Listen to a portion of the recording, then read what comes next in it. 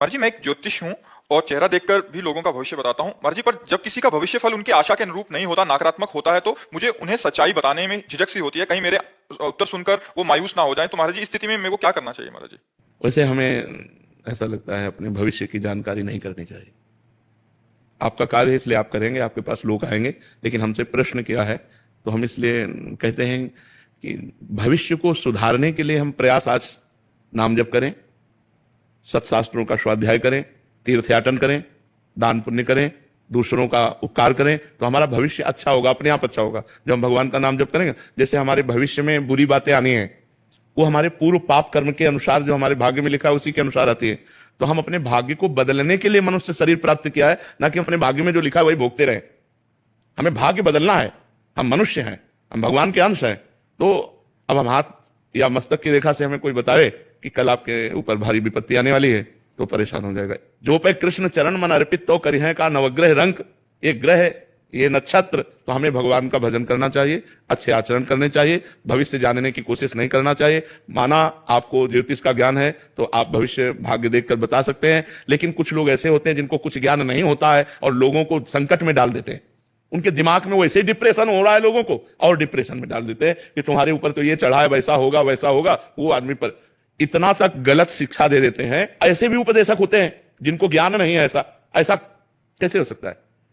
इस तरह के व्यवहार हमें लगता है कि ज्योतिषाचार्य या शास्त्रज्ञ, ज्योतिष शास्त्र है हमारा, लेकिन हम कह रहे हैं हम कल की समस्या को क्यों देखें। आज हम नाम जप करेंगे जिससे सारी समस्याएं खत्म हो जाए। मंगल भवन अमंगलहारी, उमा सहित जय जपत पुरारी। भगवान शंकर जिनका नाम जप करते, उन भगवान श्री हरि का नाम जप करें, उसी से मंगल हो जाएगा। और आपको चाहिए कि जो उनका मंगल करे, जिससे उनका उत्साह बढ़े, वो बातें आप बताइए। हाँ, ये जरूर बता सकते हैं कि अगर आपको समय मिले तो रुद्राभिषेक करवा लीजिए, समय मिले तो मृत्युंजय जाप करा लीजिए। ये मंगल में कार्य बता सकते हैं, लेकिन ऐसी कोई बात ना बताएं जिससे वो आदमी डिस्टर्ब हो जाए, जिससे वो आदमी अपनी शांति खो दे, जिससे आदमी अपनी वो बुद्धि का कंट्रोल खो दे और कुछ ऐसा कर बैठे। तो ऐसे कोई कार्य ना करे जो धर्म विरुद्ध हो, जो शास्त्र सम्यक हो, वो ऐसे कार्य बताए। किसी का भाग्य जैसे आपको दिखाई दे रहा है कि 10-15 दिन में कोई दुर्घटना घटेगी, तो उसे बता दे कि 10-15 दिन में कुछ संकट आने की बात है, तो भगवान संकट मोचन का आप पाठ कीजिए, आप मृत्युंजय का जप कीजिए, आप नाम जप कीजिए, बहुत उसे सहज में कह करके। जैसे हम डॉक्टर को शिक्षा देते हैं कि पहली डॉक्टरी आपकी मृदु भाषा है। अरे कुछ नहीं, आप जैसे हजारों रोगी ठीक हो गए भाई, तुम निश्चिंत रहो।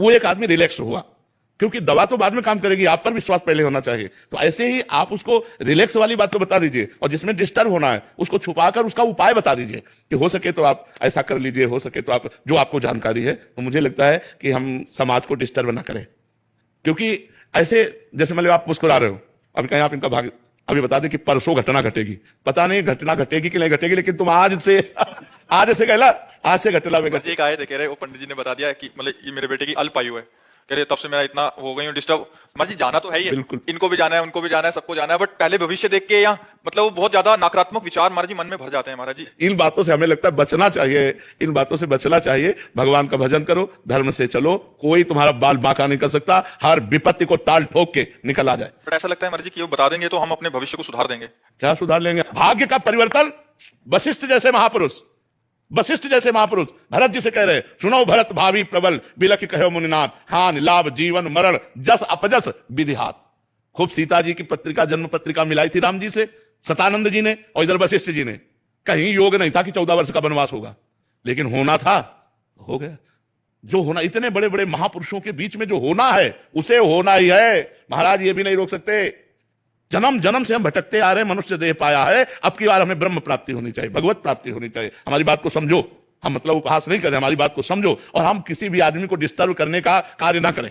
हम किसी आदमी को सुखी करने का कार्य करें। जैसे हमारे पास कोई आया है भाई हमारे भाग्य की, तो हम उसके भाग्य में अगर देख पा रहे हैं कि संकट है, तो हम उसको उपाय बताते हैं, लेकिन संकट नहीं बताते। यार ऐसा कुछ लगता है कि अगर आप मृत्युंजय जाप करा लो तो और अच्छा रहेगा, ये नहीं बता रहे कि 15 दिन में ऐसे से ऐसा हो जाएगा। नहीं, ऐसे ऐसे नहीं। ऐसा अगर होता तो बड़े बड़े ब्रह्म ऋषि हुए जो सब कुछ जानते हैं, सब कुछ जानते हैं। आप ऐसा ना समझो हम बचपन से बाबा जी हैं, केवल मंत्रों में ही खेला है। जैसे लोग गुल्ली डंडा और क्रिकेट खेलते हैं ना, हम मंत्रों में ही खेला है, शास्त्र का मनोरंजन किया है, और जीवन भर जितेंद्रिय और ब्रह्मचर्य का पालन करके भगवान के मार्ग में चले हैं। तो किडनी फेल है और डायलिसिस हो रहा है और जीना मुश्किल है। कर्म का ये फल होता है। अभी आज के कर्म का फल नहीं, ये पूर्व के कर्म का फल है। ऐसे हम मिटा सकते हैं? आप विचार करो, इतना भजन कर तो मिटा सकते हैं, तो ये किसी के भाग्य को मिटा सकते हैं क्या?